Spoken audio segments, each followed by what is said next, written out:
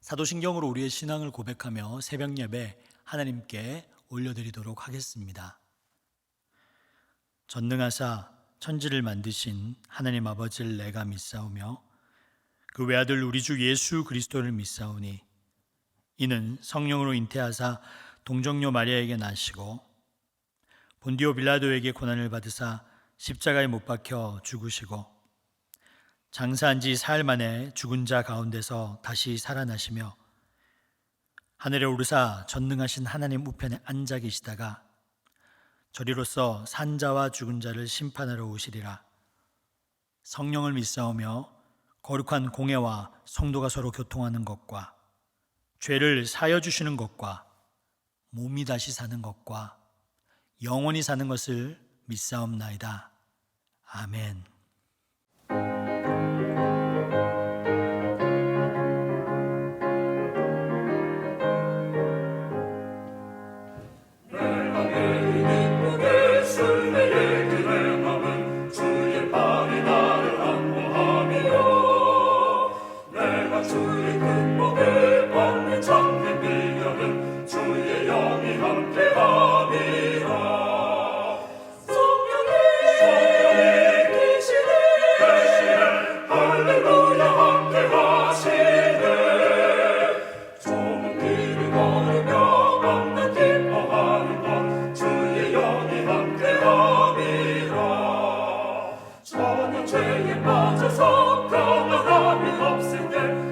십자가의 공도 힘입어 그만 아래 엎드려 참된 평화 얻으면 주의 영이 함께하리라.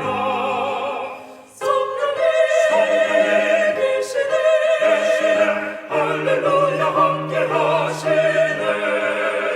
좁은 길을 걸으며 만나 기뻐하는 것 주의 영이 함께하리라. 하시고 모든 염려하시니 나는 숲의 새와 같이 기쁘다.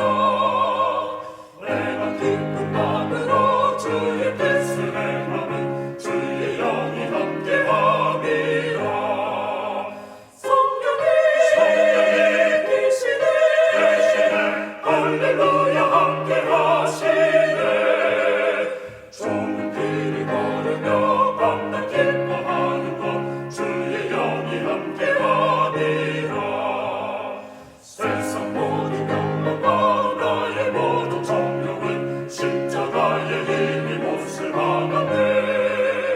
어느 밤이 지나고 무거운 짐 벗으니 주의 영이 함께하니라. 성령이 계시네 할렐루야 함께하시네. 좁은 길을 걸으며 만나 기뻐하는 것 주의 영이 함께하니라. 이 시간 우리에게 주시는 하나님의 말씀은 사사기 6장 11절부터 16절까지의 말씀입니다. 제가 읽겠습니다. 여호와의 사자가 아비에셀 사람 요아스에게 속한 오브라에 이르러 상수리 나무 아래에 앉았느니라. 마침 요아스의 아들 기드온이 미디암 사람에게 알리지 아니하려 하여 밀을 포도주 틀에서 타작하더니 여호와의 사자가 기드온에게 나타나 이르되 큰 용사여 여호와께서 너와 함께 계시도다 하매 기드온이 그에게 대답하되 오 나의 주여 여호와께서 우리와 함께 계시면 어찌하여 이 모든 일이 우리에게 일어났나이까. 또 우리 조상들이 일찍이 우리에게 이르기를 여호와께서 우리를 애굽에서 올라오게 하신 것이 아니냐 한 그 모든 이적이 어디에 있나이까. 이제 여호와께서 우리를 버리사 미디안의 손에 우리를 넘겨주셨나이다 하니 여호와께서 그를 향하여 이르시되 너는 가서 이 너의 힘으로 이스라엘을 미디안 손에서 구원하라. 내가 너를 보낸 것이 아니냐 하시니라. 그러나 기드온은 그에게 대답하되 오 주여 내가 무엇으로 이스라엘을 구원하리이까. 보소서 나의 집은 므낫세 중에 극히 약하고 나는 내 아버지 집에서 가장 작은 자니이다 하니 여호와께서 그에게 이르시되 내가 반드시 너와 함께 하리니 내가 미디안 사람 치기를 한 사람을 치듯 하리라 하시니라. 기도하겠습니다. 임마누엘의 하나님, 우리의 믿음 없음과 우리의 참회함 없는 부르짖음에도 끊임없이 내가 너희와 함께 하리라 말씀하신 하나님을 사랑합니다. 기도원을 보시고 큰 용사야라고 부르신 하나님을 믿음으로 말미암아 하나님의 꿈을 꾸며 하나님의 뜻을 행하는 소명의 사람이 되게 하여 주시옵소서. 주님의 말씀을 듣습니다. 부족한 자가 전하는 말씀이지만 하나님의 분명한 음성으로 들려지게 하여 주시옵소서. 이 모든 말씀 예수님의 이름으로 기도드립니다. 아멘. 할렐루야. 여러분 반갑습니다. 오늘은 안에 있는 것을 밖으로 끄집어내는 것이라는 제목으로 하나님의 말씀 전하도록 하겠습니다. 오늘의 말씀의 주인공은 여러분 기드온입니다.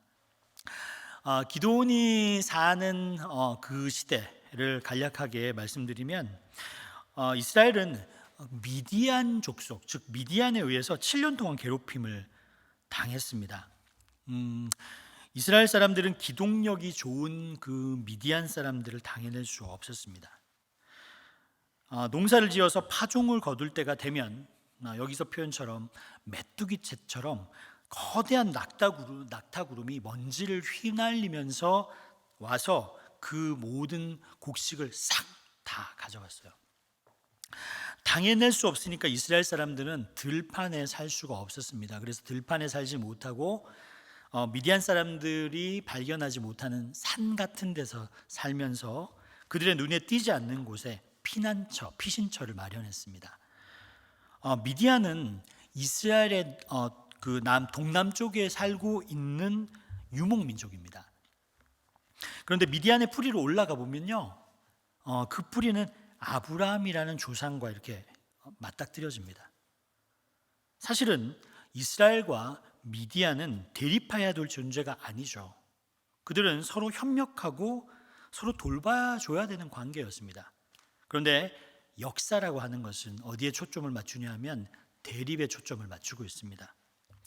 여러분, 성서에 족보 이야기가 되게 많이 나오잖아요. 하나님의 말씀에서 족보 이야기를 많이 꺼내는 까닭은 오늘은 대립하고 있지만, 오늘은 싸우고 있을지라도 우리는 사실은 협력과 돌봄의 관계였다는 것을 깨달으라는 것입니다. 인류의 뿌리를 거슬러 올라가 보면 우리는 다 아담과 하와의 후손들입니다. 그러니 모든 관계는 대립의 관계가 아니다. 인간 존재의 관계는 대립의 관계가 아니라 협력과 상호 존중의 관계를 이루어야 된다는 것을 족보를 통해서 보여주고 있습니다. 자, 아무튼 11절이 지나가면 이제 기드온의 그 유명한 소명 이야기가 나옵니다. 11절을 제가 읽어드리도록 하겠습니다. 여호와의 사자가 아비에셀 사람 요아스에게 속한 오브라에게 이르러 상수리 나무 아래 앉으니라. 마침 요아스의 아들 기드온이 미디안 사람에게 알리지 아니하려 하여 밀을 포도주 틀에서 타작하더니, 자, 기드온은요 밀을 타작하는데 정상적으로 타작하지 않았습니다. 미디안 사람들에게 들킬까봐 어떻게 해요? 밀을 포도주 틀에서 타작하고 있었습니다. 이제 이 모습만 봐도 여러분들도 아시다시피 그 기드온은 대장부의 기질을 가진 사람은 아닙니다. 되게 예민한 사람이었을 수도 있습니다. 그런데 그 기드온에게 하나님의 사자가 나타나서 뭐라고 얘기하냐면 큰 용사야, 이렇게 얘기합니다. 한번 따라해 볼까요? 큰 용사야. 12절을 제가 읽어드립니다. 여호와의 사자가 기드온에게 나타나 이르되 큰 용사여, 여호와께서 너와 함께 계시도다 하매. 여기서 여호와의 사자가 큰 용사여라고 얘기를 했잖아요. 자, 큰 용사여라고 들을 일이 없는 기드온에게 여호와의 사자가 큰 용사여라고 얘기하면 이건 놀리는 걸까요? 비꼬는 걸까요? 아닙니다.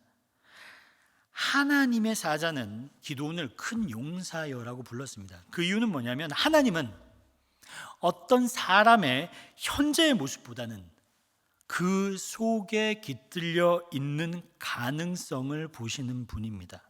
어떤 분이 이런 이야기를 하더군요. 사과씨 한 알에서 과수원을 보는 것이 믿음이다. 들어보셨습니까? 사과씨를 봤는데 거기서 과수원을 보는 것이 믿음이다. 히브리서 11장 1절에 보면 이런 말씀이 있습니다. 믿음은 바라는 것의 실상이요 보이지 않는 것의 증거니. 믿음이라는 것은 내가 바라는 것을 실현해 나가는 것이다. 내가 하나님의 나라에 대한 꿈을 꾸고 있다면 하나님의 나라를 지금 시작하는 용기가 바로 믿음이라는 것입니다. 내 눈에는 지금 보이지 않지만 그러나 그게 분명하다고 믿고 그것을 꿰뚫어 볼 줄 아는 것, 그것이 믿음이라는 것입니다. 그러니까 하나님이 하시는 일은 기드온이라고 하는 사실 겁이 많은 자 안에 있는 큰 용사를 보셨어요. 그 큰 용사를 보아내고 용사로서 부름으로써 그가 큰 용사가 되는 것입니다. 마치 시몬이라고 하는 갈릴리 어부를 주님께서 뭐라고 하셨어요? 베드로야 이렇게 얘기하시죠. 시몬 안에 있는 그 반석을 보셨습니다. 그래서 하나님께서는 베드로야 이렇게 얘기를 하는 것이죠. 하나님은 각자의 삶 속에 잠재해 있는 아름답고 위대한 것을 보면서 그것을 호명해내는 것입니다. 호명해낼 때 그것은 바로 내 것이 됩니다. 안에 있는 것을 끄집어낼 때 바로 그것은 내 것이 됩니다. 여러분, 교육을 영어로 뭐라고 합니까? education이라고 하죠. 그 education의 원어를 educare라고 하는데 educare란 뜻은 딴 것이 아닙니다. 안에 있는 것을 바깥으로 끄집어내서 내 것이 되게 한다. 이것이 educare입니다. 기도는 자기가 큰 용사가 될 것이라고 한 번도 생각해 본 적이 없는 사람입니다. 그러나 하나님이 그에게 찾아가서 큰 용사여라고 말하고 그와 동행함으로 인해서 그는 큰 용사가 되었던 것입니다. 여러분, 사실 기드온이라고 하는 이름의 뜻은요, 쫙 베는 자라는 뜻입니다. 이 어근의 동사를 보면 많은 우상이나 신당을 찍어내거나 벤다는 표현을 쓸 때 기드온의 동사 형태를 씁니다. 그러니까 기드온이라고 하는 이름 속에 벌써 바알 제단을 허물고 그리고 바울의 신상을 허물도록 되어 있는 베는 자라는 뜻이 있었던 거예요. 그 속에 은근히 들어있던 것을 우리는 알 수 없었지만 하나님께서 끄집어내신 겁니다. 그리고 여호와의 사자가 큰 용사야 라고 말한 뒤에 한 말을 우리는 주목해 볼 필요가 있습니다. 12절을 제가 다시 한번 읽어드리겠습니다. 여호와의 사자가 기드온에게 나타나 이르되 큰 용사여 여호와께서 너와 함께 계시도다 하매. 여러분 들으셨습니까? 여호와께서 너와 함께 계시도다 하매. 이것이 참 중요합니다. 우리와 함께 계신 하나님, 즉 임마누엘의 하나님. 그런데 이 여호와의 사자, 그런 이야기를 들으면 이제 너는 하나님께서 함께 할 거야 라고 기드온이 그 말을 들으면은 오 하나님 감사합니다, 내가 그런 존재였군요 이렇게 이야기하면 너무 좋잖아요. 그런데 기드온은 그렇게 얘기하지 않습니다. 13절을 제가 읽어드립니다. 기드온이 그에게 대답하되 오 나의 주여 여호와께서 우리와 함께 계시면 어찌하여 이 모든 일이 우리에게 일어났나이까? 또 우리 조상들이 일찍이 우리에게 이르기를 여호와께서 우리를 애굽에서 올라오게 하신 것이 아니냐 한 그 모든 이적이 어디에 있나이까? 이제 여호와께서 우리를 버리사 미디안의 손에 우리를 넘겨주셨나이다 하니. 큰 용사여 내가 너와 함께하리라 이렇게 여호와의 사자가 이야기했음에도 불구하고 기드온은 13절처럼 얘기합니다. 어찌 하나님이 계시면 어찌 이런 일이 벌어집니까? 이렇게 얘기를 하는 거예요. 기드온이라고 하는 사람은 이렇게 볼 때는 생각 없는 사람이 아닌 것 같습니다. 생각이 많았던 사람인 것 같습니다. 기드온은 하나님이 함께 계신다는 말을 반박하고 있는 것이죠. 함께 계신다면 어떻게 이런 일이 벌어집니까? 그러나 문제는 하나님의 뜻대로 살지 않는 삶을 반성하기보다는 자기들의 현실의 어려움을 하나님의 탓으로 돌리고 있는 인간의 버릇을 볼 수가 있습니다. 하나님의 선지자가 이렇게 얘기하고 말씀을 할 때 내가 내 속을 보고 반성하기보다는 남 탓으로 돌리는 인간의 영적인 버릇을 이야기하는 것이죠. 반박하기 어려운 이 한 절 속에 현실에 대한 진단은 있습니다. 그러나 자기들의 영적 상황을 반성하고 검토하는 것은 이루어지지 않았다는 것입니다. 13절의 말씀을 통해서 우리는 우리의 모습 그리고 우리의 신앙을 한번 점검해 봐야 합니다.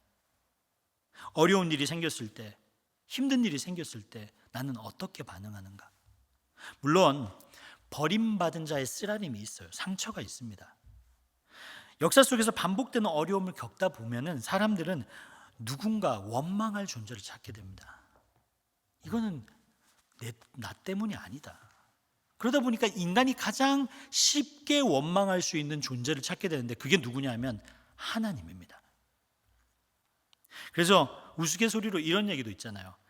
하늘도 무심하시지. 아이고 내 팔자야, 이런 말 들어보셨죠? 다 남 탓 그리고 하늘 탓 이렇게 돌리는 거예요. 그런데 14절부터 여호와의 사자란 말은 없어지고 여호와께서 말씀하시는 이야기가 전개가 됩니다. 14절을 제가 읽어드립니다. 여호와께서 그를 향하여 이르시되 너는 가서 이 너의 힘으로 이스라엘을 미디안 손에서 구원하라. 내가 너를 보낸 것이 아니냐 하시니라. 이 너의 힘, 너에게 있는 힘, 여러분 한번 생각해 보세요. 기드온이 힘이 있나요? 소심한 기드온인데 어떤 힘을 이야기하는 걸까요? 너의 힘은 다른 거 아닙니다. 12절에서 하나님께서 이야기하셨듯이 주께서 기드온을 보내셨다는 겁니다. 주께서 기드온을 보내셨다는 사실입니다. 그게 힘입니다. 왜냐하면 하나님이 우리에게 소명을 주실 때는요, 감당할 수 있는 능력을 주시기 때문입니다. 하나님이 소명을 주실 때 내가 그것을 할 수 있는 능력이 없는데 뭔가를 명한다는 것은 한번 생각해 보십시오. 저 사람이 할 수 없는 상황인데 내가 뭔가를 명한다는 것은 여러분 그것을 수행할 수 없는 그 사람의 책임일까요? 아니면 그것을 명령한 사람의 책임일까요? 맞습니다. 그것을 명령한 사람의 책임입니다. 그러니까 하나님이 누구를 부르실 때는, 그리고 부르시는 까닭은 뭐냐면 그것을 할 수 있는 힘이 있기 때문에 부르시는 겁니다. 그런데 그 힘이 자기로부터 발원되는 것이 아니라 하나님과 함께 할 때 발휘되는 것입니다. 그래서 하나님은 소명을 주실 때 감당할 수 있는 능력도 주시고요. 그리고 그 다음에 뭐냐면 그를 돕는 자도 보내주십니다. 하나님은 언제나 그렇습니다. 어떤 일을 그리고 어떤 소명을 받았다는 것은 그 일을 감당할 능력과 그것을 함께할 사람을 주님께서 주신다는 것을 여러분 믿으시기를 바랍니다. 너의 힘은 주께서 보내셨다는 그 자체이다. 그러자 기드온이 망설입니다. 15절을 읽어드립니다. 그러나 기드온이 그에게 대답하되 오 주여 내가 무엇으로 이스라엘을 구원하리이까? 보소서 나의 집은 므낫세 중에 극히 약하고 나는 아버지 집에서 가장 약한 자니이다 하니. 하나님은 할 수 있다고 말씀하시지만 자기를 아무리 생각해 봐도 자기의 능력이 보이지가 않습니다. 내가 뭘로 내가 뭘로 이스라엘을 구원하겠습니까, 하나님? 그리고 기드온이 이렇게 고백하죠. 나의 집은요 므낫세 중에서도 극히 약하고 나는 아버지 집에서 가장 작은 자입니다. 여러분 한번 보십시오. 하나님 앞에 무엇을 고백합니까? 나의 약함과 나의 작음을 고백합니다. 성경을 많이 읽으셨던 분들은 이게 어떤 시나리오인지 한번 아시게 될 거예요. 여러분 성경에 많이 등장하는 소명 이야기의 단골 메뉴임을 여러분 볼 수 있습니다. 하나님께서 능력을 주신다고 하셨어요. 그런데 나의 약함, 나의 부정을 고백하는 이야기들 여러분 많이 들어보셨죠? 모세가 부름을 받았을 때 하나님께 이렇게 얘기합니다. 내가 누구에게 바로에게 갑니까, 하나님? 내가 어떻게 이스라엘 자손을 애굽에서 이끌어내겠습니까? 이렇게 얘기를 해요. 예레미야를 부르셨을 때 예레미야도 그러죠. 슬픕니다, 하나님. 슬프도소이다. 주 여호와여 보셔서 나는 아이라 말할 줄을 모르는 자입니다. 이렇게 얘기를 해요. 바울 사도도 마찬가지입니다. 내가 부득불 자랑할진대 내가 약한 것을 자랑하리라. 사실 여러분, 하나님의 일을 수행하는데 하나님은 우리의 무엇을 쓰실까요? 우리의 작음과 약함을 주님은 쓰십니다. 그러니 기도원이 큰 용사인 까닭은요, 그가 작은 것을 알고 있었기 때문입니다.